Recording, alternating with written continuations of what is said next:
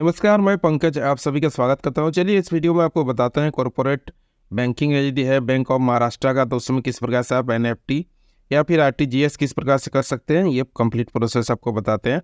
और बेनिफिशियरी किस प्रकार से ऐड करना है, इसका आपको वीडियो डिस्क्रिप्शन बॉक्स में मिल जाएगा, तो वहाँ से देख के आप कॉरपोरेट इंटरनेट बैंकिंग यदि आपका है तो उसको आप देख के ऐड कर सकते हैं बेनिफिशियरी को।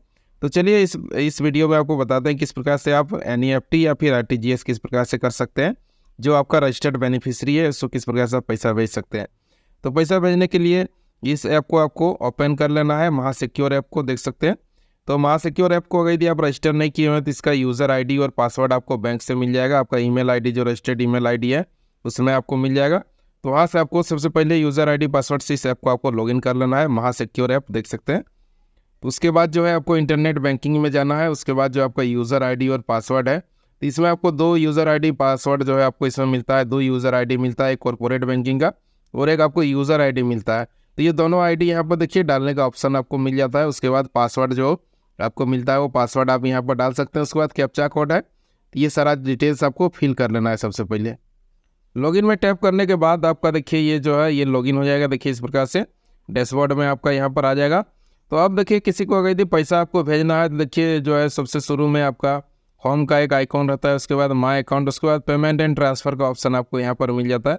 देखिए यहाँ पर जब जूम करके आप देखते हैं तो यहाँ पर देखिए पेमेंट एंड ट्रांसफ़र जो है ये माय अकाउंट के बगल में आपको मिल जाता है पेमेंट ट्रांसफ़र। तो यहाँ पर आपको टैप कर देना है। तो यहाँ पर जैसे ही टैप करते हैं तब आप जिसको भेजना चाह रहे हैं यहाँ पर आपको बेनिफिशियरी का देखिए यहाँ पर ये लेफ्ट साइड में एक मेन्यू मिल जाता है। तो यहाँ पर देखिए अपना ही आप अगर यदि दूसरा अकाउंट में ट्रांसफ़र करना चाहते हैं तो ऑन अकाउंट में आपको चल जाना है। अदर BOM अगर यदि बैंक ऑफ महाराष्ट्र का ही अगर यदि आपका दूसरे का अकाउंट है तो सेकंड वाला ऑप्शन में आपको आ जाना है। देख सकते हैं यहाँ पर दिया हुआ है। और अगर यदि आपको दूसरे बैंक में भेजना है, अगर यदि मान लीजिए आप बैंक ऑफ महाराष्ट्र से HDFC, ICICI, एक्सिस या फिर SBI किसी में भी भेजना चाह रहे हैं तो यहाँ पर NEFT का ऑप्शन आ जाता है। तो NEFT यदि 2 लाख से कम भेज रहे हैं तो आपको NEFT वाला ऑप्शन में जाना है। और यदि 2 लाख से ज़्यादा आप भेज रहे हैं तो आपको RTGS में जाना है। ये दोनों ऑप्शन में NEFT वाला ऑप्शन अगर यदि 2 लाख से कम भेज रहे हैं तो आपको NEFT वाला में चल जाना है। तो NEFT में भी हम यहाँ पर टैप कर लेते हैं। अब NEFT में टैप करने के बाद यहाँ पर देखिए आपका जो है सिलेक्ट अकाउंट है। उसके बाद जो है यहाँ पर देखिए जो बेनिफिशियरी है उसको आपको सेलेक्ट कर लेना है। उसके बाद अमाउंट है, उसके बाद ये सब आपको भरना जरूरी नहीं है, डायरेक्ट आप यहाँ पर ट्रांजेक्शन पासवर्ड डाल सकते हैं।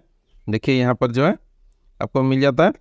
तो अब यहाँ पर आपको अकाउंट सेलेक्ट कर लेना है। तो जो आपका अकाउंट है, जो आपका करेंट अकाउंट है, उसको यहाँ पर आपको सेलेक्ट कर लेना है। देखिए इस प्रकार से कॉर्पोरेट बैंकिंग में आपका करेंट अकाउंट ही रहता है, तभी आपको कॉर्पोरेट आईडी मिलता है। तो यहाँ पर सारा डिटेल्स आपको दिख जाएगा। अब जिसको भेजना है यहाँ पर आपको अकाउंट सेलेक्ट कर लेना है। तो जिस अकाउंट में आपको पैसा भेजना है एक अकाउंट यहाँ पर आपको सेलेक्ट कर लेना है जिसको आप भेजना चाह रहे हैं, उसका यहाँ पर नाम आपको आ जाएगा इसी प्रकार से। तो अकाउंट को आपको यहाँ पर सेलेक्ट कर लेना है, देख सकते हैं इस प्रकार से। उसके बाद यहाँ पर नीचे में देखिए एक ऑप्शन आ जाता है अमाउंट का।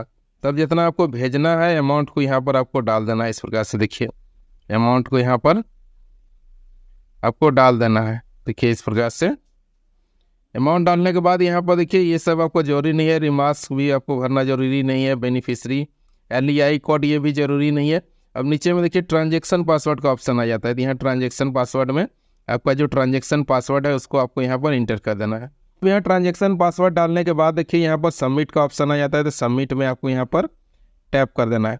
तो सबमिट में जैसे ही टैप करते हैं तो देखिए आपका जो है जो रजिस्टर्ड नंबर है उसमें एक OTP चल जाएगा। तो OTP यहाँ पर आपको फिल कर देना है। देखिए OTP का यहाँ पर ऑप्शन मिल जाता है।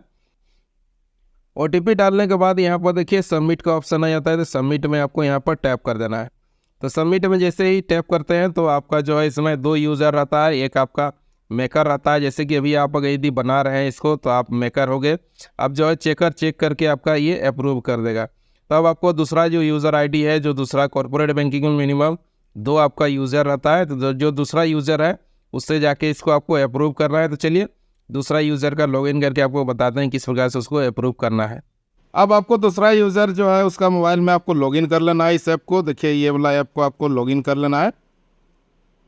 अब यहाँ पर आपको दूसरा यूज़र का यूज़र आईडी पासवर्ड डाल के यहाँ पर आपको लॉगिन कर लेना है। लॉगिन करने के बाद देखिए कुछ इस प्रकार का इंटरफेस यहाँ पर आपको मिल जाता है, देख सकते हैं। तो लॉगिन करने के बाद यहाँ देखिए सबसे ऊपर में आपका शुरू में माय अकाउंट रहता है, उसके बाद पेमेंट ट्रांसफ़र है। तो यहाँ पर जो है आपको लास्ट में आ जाना है, देख सकते हैं यहाँ पर लास्ट में अप्रूवल का एक ऑप्शन आपको मिल जाता है, देख सकते हैं अप्रूवल का एक ऑप्शन मिल जाता है। तो यहाँ पर आपको टैप कर देना है अप्रूवल में। तो अप्रूवल में जैसे ही टैप करते हैं तो देखिए यहाँ पर जो है आपको मिल जाता है कॉर्पोरेट अप्रूवल है, उसके बाद रिसीव रिक्वेस्ट। तो यहाँ पर आपको रिसीव रिक्वेस्ट वाला ऑप्शन में आपको आ जाना है। देखिए यहाँ पर जो है रिसीव रिक्वेस्ट वाला ऑप्शन में आ जाना है।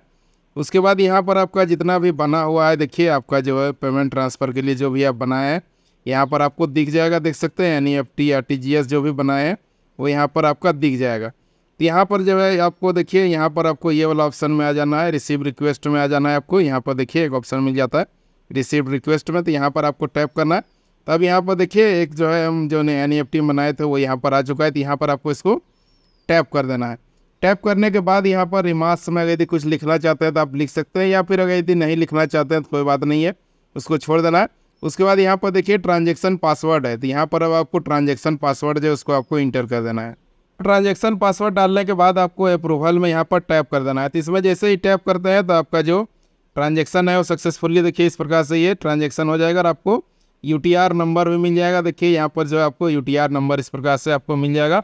अब आप जिसको पैसा भेज रहे हैं उसका अकाउंट में पैसा चल जाएगा। यदि RTGS कर रहे हैं या फिर NEFT कर रहे हैं तो NEFT अगर यदि करते हैं थोड़ा समय लगता है जाने में, और RTGS आपका तुरंत चल जाता है। तो RTGS आपको वेट नहीं करना पड़ता है, जिसको आप भेजना चाह रहे हैं उसके अकाउंट में तुरंत पैसा चल जाएगा। तो यही प्रोसेस है। इसी प्रकार से आप बैंक ऑफ महाराष्ट्र का कॉर्पोरेट बैंकिंग यूज करते हैं, इसी प्रकार से आप NEFT और RTGS को कर सकते हैं सेम प्रोसेस फॉलो करके। इससे संबंधित और किसी प्रकार का आपको जानकारी चाहिए तो आप कमेंट कर सकते हैं, उसमें जवाब देने का प्रयास करेंगे।